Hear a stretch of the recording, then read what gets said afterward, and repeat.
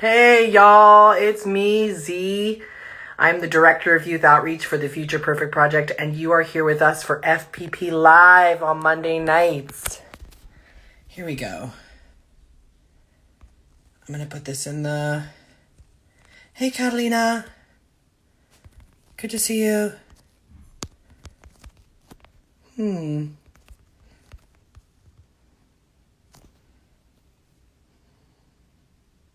Hello, Mountain Bean.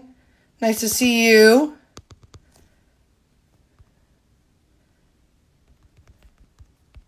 Just putting it in the chat. Oh. Hey, Brian. This is acting funny on me, but here we go.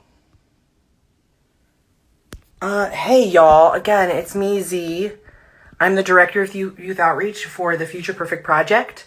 We're a grant-based organization that believes the self-expression of LGBTQ plus teens and allies, youth and allies, is a declaration of a better future for us all.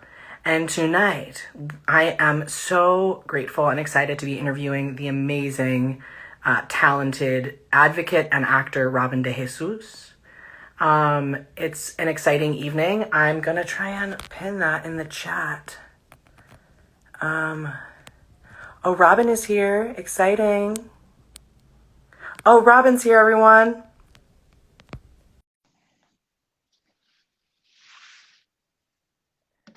Robin is arriving. What up, love? Robin is here, mi amor. ¿Cómo estás tú? Yo de lo más chilling, tú sabes, tranqui. How Oh you my be, love? gosh. I am so okay. I'm like containing my joy and like excitement because I don't want to like go crazy because I want to be here with you and present, but I'm super excited. Like my heart is racing with joy and just gratitude for your time. Also this hat you are bringing in Oh, it's a just little rap. patterns. Oh my God, it's so cute. You're bringing in patterns. You're bringing your beautiful self. I'm so happy. Thank you, I Um, appreciate it. so uh, just so everyone who just hopped on and is watching, I'm just letting them know we're the Future Perfect Project. And we believe that the self-expression of LGBTQ plus teens is a declaration of a better future for us all. And we do that by providing free, did I say it? Did I stutter? Free arts programming for LGBTQ plus youth and allies. So part of our programming is this FPP Live series where we interview amazing queer artists who are adults like yourself, all grown and stuff. Grown So we ass can fucking man. grown ass people. Why Exactly. shouldn't You're like, curse, probably, right? you know, I'll keep it just to a like minimum. be conscious of it, you know. I'll be classy. I'll be classy. I'll Yeah, be yeah, classy. keep it classy. You're classy, Brian. But what I want us to start with is our usual intro, which is what we do in our workshops in our free programming, where we say our name, we say our pronouns, what we're feeling, and where we are. That's how we start every workshop. So I'll start, and then you'll go.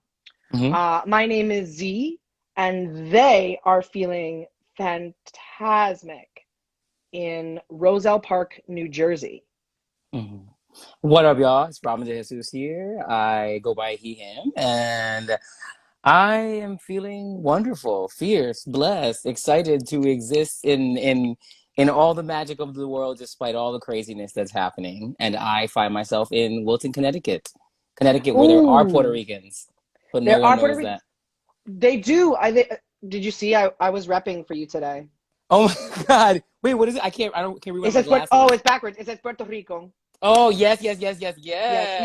when my grandmother came to this country from Puerto Rico, well, when she came to the States from Puerto Rico, Yeah. she moved to Westport, Connecticut. Shut it. I'm from Norwalk. Westport is a little more bougie. Like the people in Norwalk clean the places in Westport.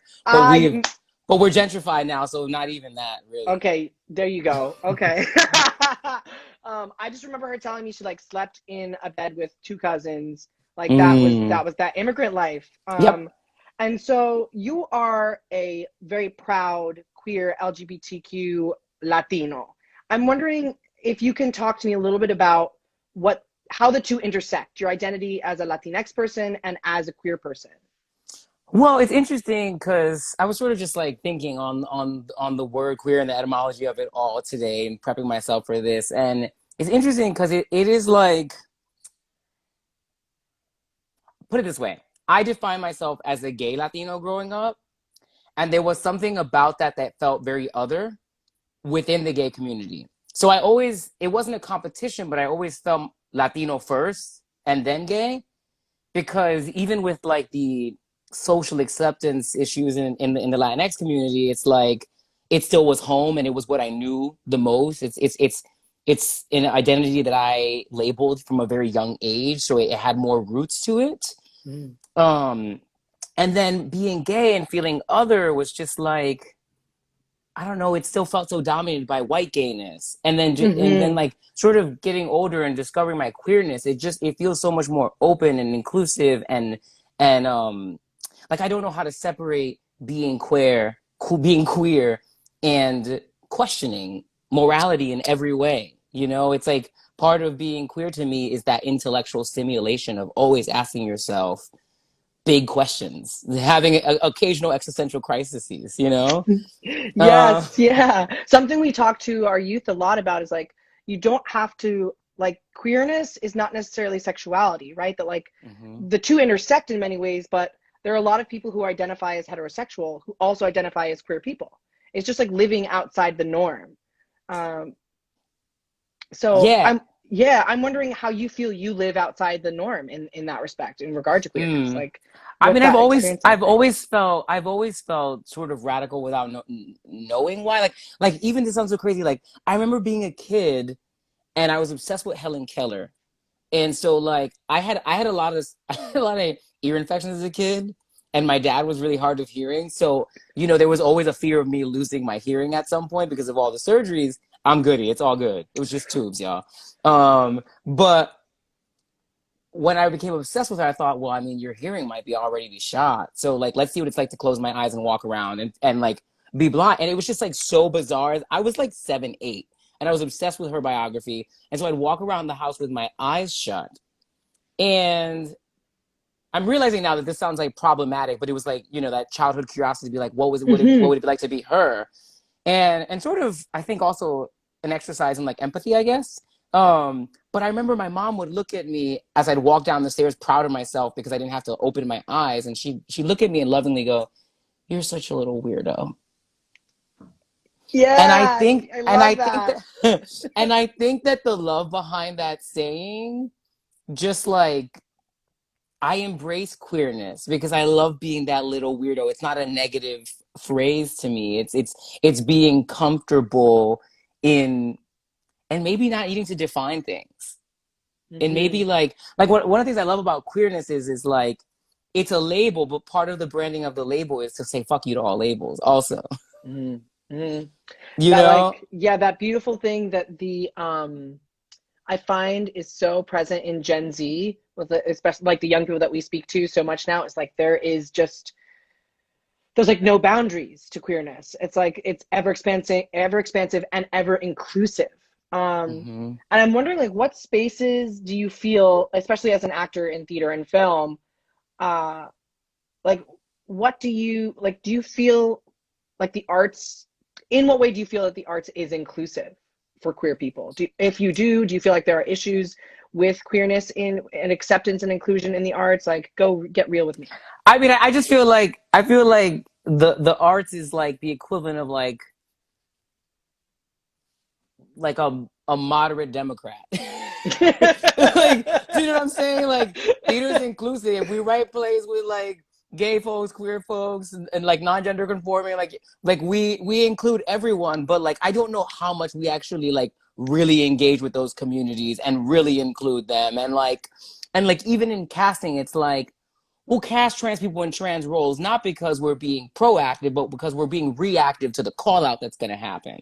Mhm. And so it's like I feel like the arts is having a reckoning with its performative inclusivity, Mhm. and that and that maybe now it has to be like, oh, we thought being inclusive was this one thing, and now we realize that being inclusive is actually being anti many Mhm. other things, and that it involves activeness. um I'm excited to sort of see what happens now post pandemic, because I feel like a lot of us who have felt marginalized have gotten like a really healthy case of like just like screw it all. And like when we wake up every day and we're facing mortality, we look at the numbers for corona, we look at the infection cases, it's like, oh man, I really thought I had to navigate the arts by being this sort of blank slate and giving people what I think they want. And I'm hoping that this period right now gives us the ability to clock in and that sort of like ancestral power and courage and be like, no, we're coming out hard. When things go back, we're being so authentically ourselves and so rah-rah. They're like, Hmm. you're gonna have to learn to make the space for us because I'm coming in with elbows. Yes, yes. And Um, you're such an advocate. And I'm wondering, like, when you were in high school, for instance, was there something in the world that you were like, that's got to change. I got to do something about it. And I'm wondering whether you did something about it and what that something was. And if like you in high school, you didn't, said? like in high school, like when you were younger. Okay. Was there something that, I don't necessarily know. Here's the thing. I remember being in high school and noticing the reduction of being labeled Latino. And Mhm. sort of this idea that Latino was an adjective that also was synonymous to funny, loud, saucy, or for certain people like sexy. Yeah, and so it's like either it's like Hassan Minaj was talking the other day about when you're a dude of color, you either got to be like Idris Elba, who's just like a Greek god physically, Mhm. and then or you got to be the IT guy. And I Rip. sort of clocked and I clocked that as a kid. And I was just I remember thinking like I know that like I'm probably gonna play Angel someday, but like why can't I also be considered for Mark? Why is that radical? And then I remember my first professional gig ever was an independent film called Camp. And I played a young drag queen was rejected by his family. And I remember that some of the lines felt very hat on a hat. Like it was just like they wanted all the sauce and all the flavor. And I get it that like that is also part of the culture, but it felt kind of reduced to that. And so there were certain things that I wasn't feeling. And I would say like, I don't, that just feels like disingenuous, but also just like too much. Like now everyone's going to think I'm just playing like me and my cha-cha heels. And I want Mhm. to be a Mhm. person. I love the cha-cha heels. I love pulling them out. There's a pride in the cha-cha heels, but I don't want to be reduced by it. Mhm. And so I do remember clocking that. Interestingly enough, I felt more compromised in my mid 20s when I experienced success. Like I think sort of that courage I had as a kid was colored in a little bit by naivete, wonderful Mhm. naivete, and courage. And as I got older and I saw the game of Broadway and trying to play the game, I began to perform how I thought everyone wanted me to be. And they sort of like I find that my 20s were a bit colonized. Mhm. You Mhm. know, and I think and I you see I yeah. recognize that. Yeah, I recognize that. It's and can identify with so much what you're saying. Also, being a Latinx actor, Yeah. in the industry and seeing, especially for these young people coming up and with what you're saying about when we, get back after this intermission, right? Like there is change. There's like so much that these young people can do, and you've done this by opening doors for so many uh, Latinos, so many queer artists. Like you are a trailblazer in so many ways. Thank you. And I'm wondering, oh, please, I love you. I'm wondering, like, what would you tell a young person right now who's like, I want to break in the industry, but I'm nervous because of the way things are? Like, what would you say? What kind of encouragement would you offer them? Yeah, and Honestly, I just want to acknowledge before we go on, if we can just acknowledge for those who are watching, if you want to see more of Robin's face and want to disable the comments, you can just go to the comments bar on the bottom left of your screen and click turn off comments, and you could see more of Robin's beautiful face. So please continue. And just to reiterate the question, what would you say to a young person who's looking to break into the industry, or who wants to be a part of the change that's happening now, but is nervous, is anxious about being young in this industry? I think the first thing I'd say is preserve your heart and yourself. I think if you're choosing to be an artist and to have that be your living, your actual career, I feel like you need to know that you're fierce, because why else would you choose a career where you don't think you're fierce? Like, you have to own the fact that you're talented, and that by saying you're talented, that does not mean that no one. It's not math. It's like you and I are both fierce, so fierce, and so like if I acknowledge my ferocity, it's not math. I'm not subtracting any from you or anyone else. Like, no one should feel any type of way about that. It's just like it's like that moment of Cassie in a chorus line, like, she's special, he's special, he's special. We're all special, right? I think that's the number one thing, or the first thing. And then the second thing is that you have to be aware that you're going to be in a career where there are a lot of variables that you are not in control of. And so then you have to ask yourself, what are the aspects in your life that you are in control of? And what do I do to at least make sure that area that I control is always on point, that I'm always staying positive, that I'm always coming from a place of love in a career that may not feel like it always loves me. And I think you got to have fierce friends. You got to have fierce people. Like, my friends, not for nothing, have been with me, my innermost circle, 8, 15, and 20 years. And they have seen me be messy. We've had fights. We've had ups and downs. They have seen me be fierce. They've seen me like be broke. They've seen me not be broke. They've seen me be comfortable. They've seen me be broke again, you know?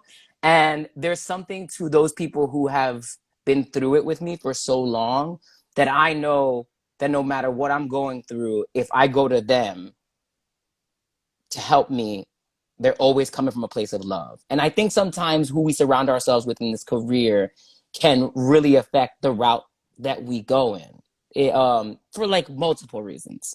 And then the last thing I'll say, which is kind of in there, is to remain authentically you. Like, the more niche you are, the more you think, oh, they won't see me as all this diverse range of characters. BS. I think the more authentically yourself you are, the more universal you become. That there's more to you, the more interesting. You might not get as many appointments, but when they do come, it's like they have been waiting for someone who is so uniquely themselves. I always say, do you think Kelly O'Hara auditioned for Rent and tried to belt?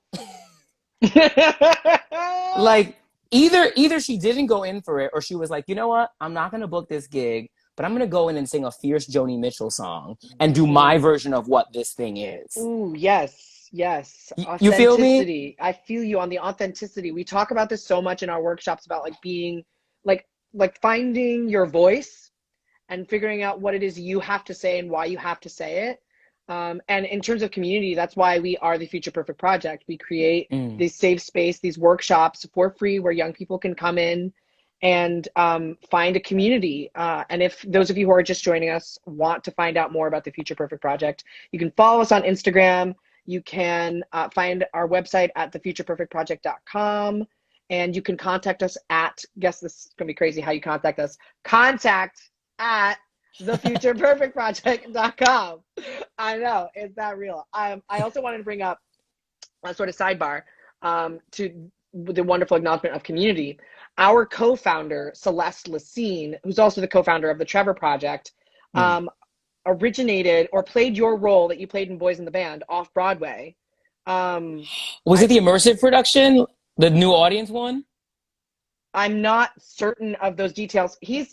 They're watching, so maybe they'll like throw in comments. But we just like made that random connection. I'll put my glasses on so I can read them. Mira. Oh, word. We made that beautiful connection of like, oh wow, these beautiful queer spirits coming together. So we're so grateful that I'm so grateful that you're with us tonight. It's super exciting. My absolute pleasure. Oh, wonderful. So cool. What did they write? Sorry, someone just wrote OMG. So cool. So I'm wondering, since we left off on like a note of community and building a network around yourself, like you spoke about those three folks that you've 15, 20 years. Like, 2 for 20, and someone said, okay, oh wow, Mira. Someone said, can we be friends? Someone just wants to be friends. Hey, yeah. I love it. what does friendship in the queer community look like to you?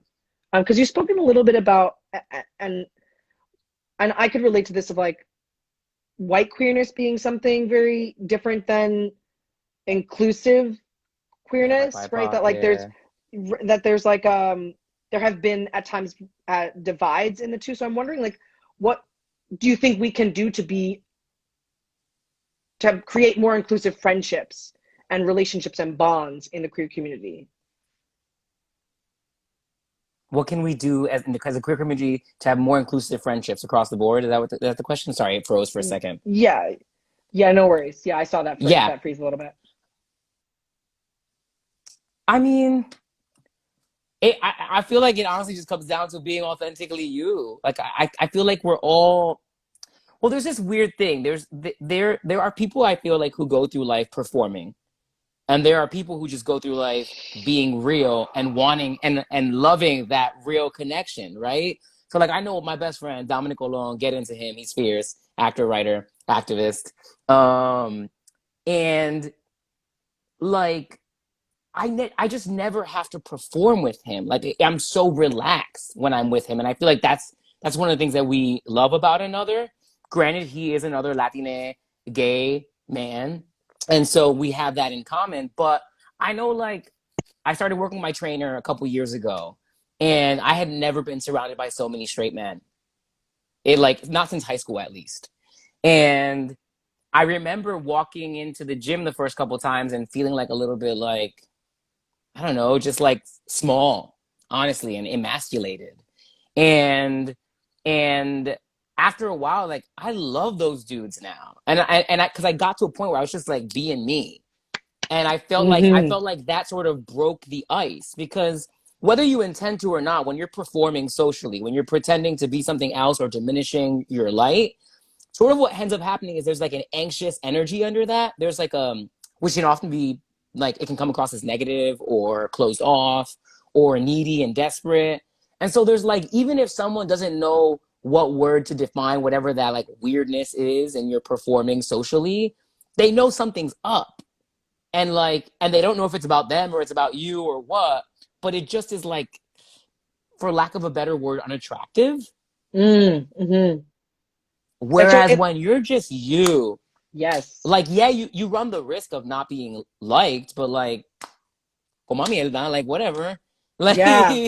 My girlfriend Jerian Perez said to me, no one is going to teach you to be the diva that you have to be, right? That like you have to step into, and not diva in the like, oh, look at me, I'm yep the perfect. It's just like confidence, right? Do you like one of the questions I wrote down because I was like, how I need to get this from Robin was like, do you consider yourself a confident person, and how do you feel that that relates to your queerness? Because you did say something just now about like feeling emasculated, feeling small, but you stepping into yourself. Like, how do you build that sense of confidence around yourself? you know it's funny like I have these moments where I go each way right you know there's certain Mm-hmm. days where I wake up fully feeling myself and in my power and aware of of the space that I'm allowed to take up. Those days are great. And then there are these days where like a monologue goes off that just causes me to spiral with insecurity. And so, you know, I was just working on a movie right now and I had an aha moment. Like the last 3 years, I have been incredibly insecure in my work. The last 3 years have shrunken me in many ways.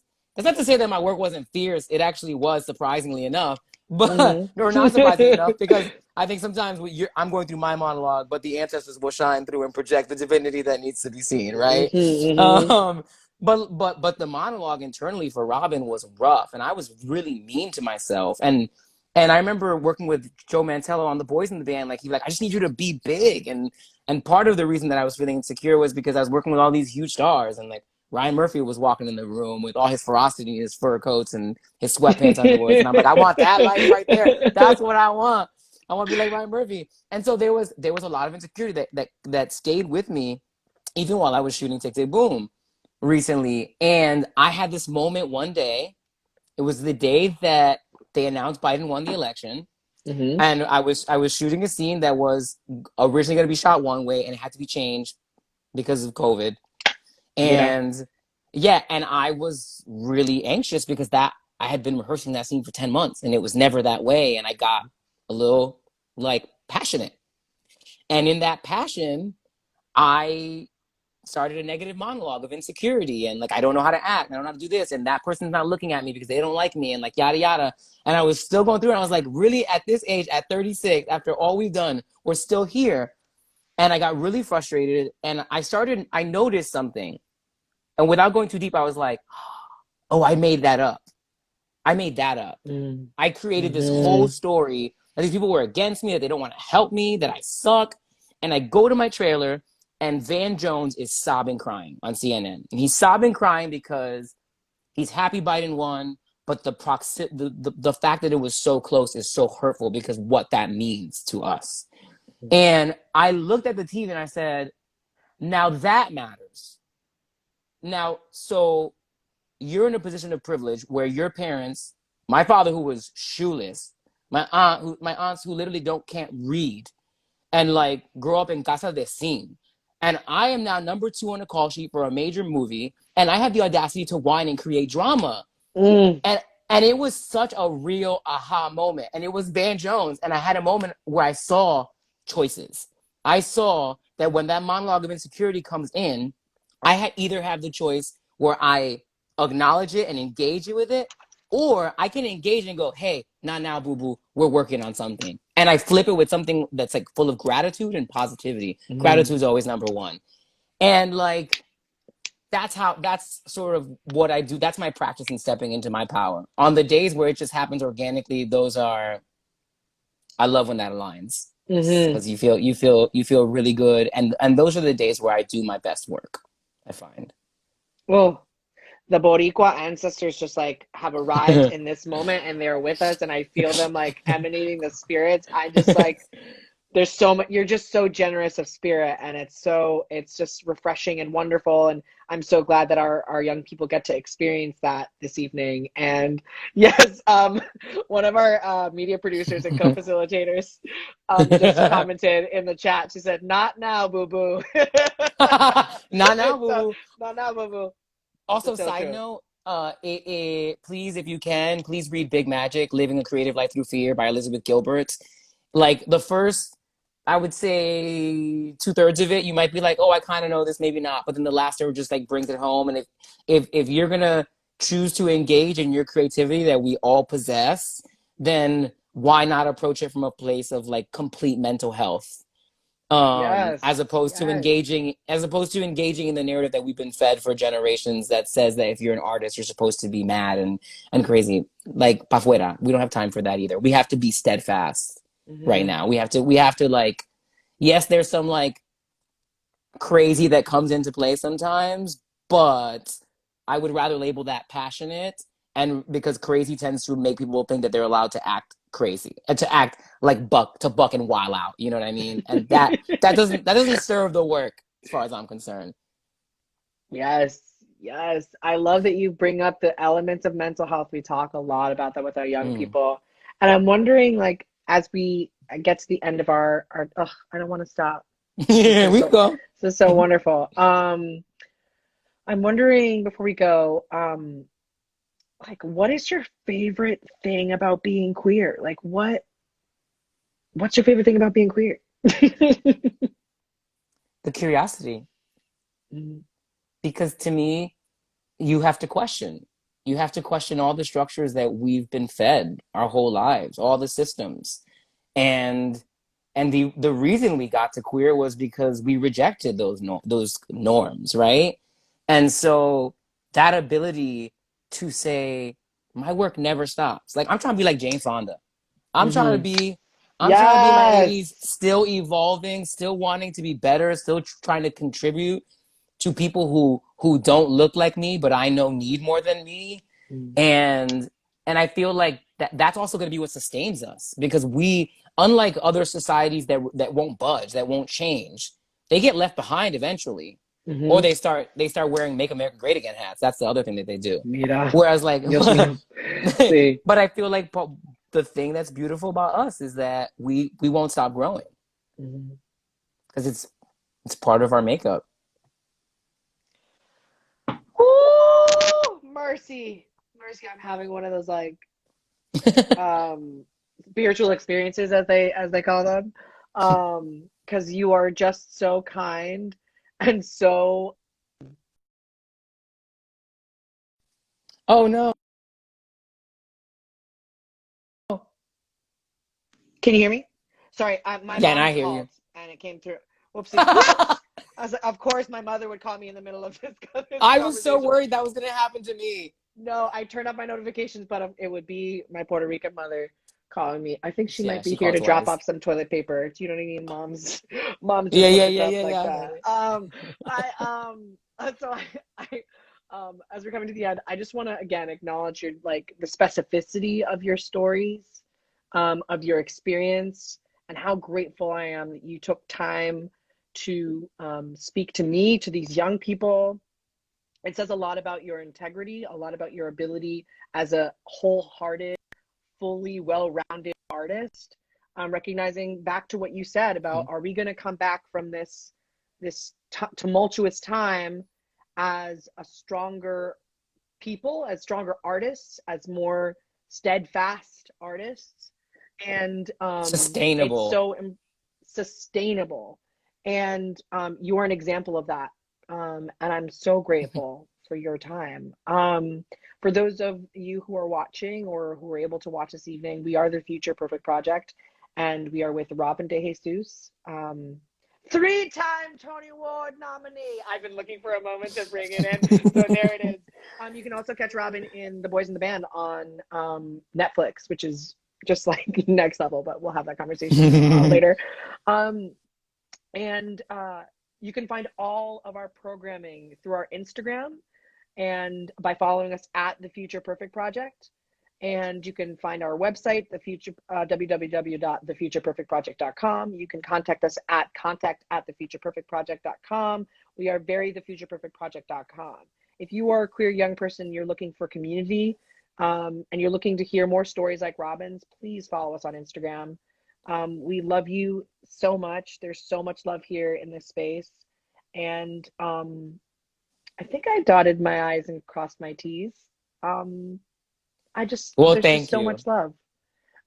Oh, someone said, Robin gave me hope as a Puerto Rican to be an actor. I support 100%. This live is amazing. Made my day. So thank you for Mm. making someone's day, boo. Mm. My Oh, you absolute froze a little bit pleasure. on the way out. Yeah. Can you hear me? Wait, let's see. I think I'm back, You right? back? Yeah, I think I'm It back, says you're right? Yeah, still yeah, yeah. loading, but I can hear you. That's Damn. for sure. Ratchet. Okay, you're Okay, good, back. good, good. You're I just want back. to What a say way to thank you just so much. Oh, word. What? please go ahead. Go I feel ahead. so ratchet. My bad. Yeah, no, I just want to say just thank you so much for having me. It is my absolute pleasure. This feels great. I would love to stay engaged. I'm down to come back any other time. I wish y'all nothing but love and peace. And may it multiply. Yes, yes, may it multiply. The best to you. Vaya con Dios. Bye, amor. Bye.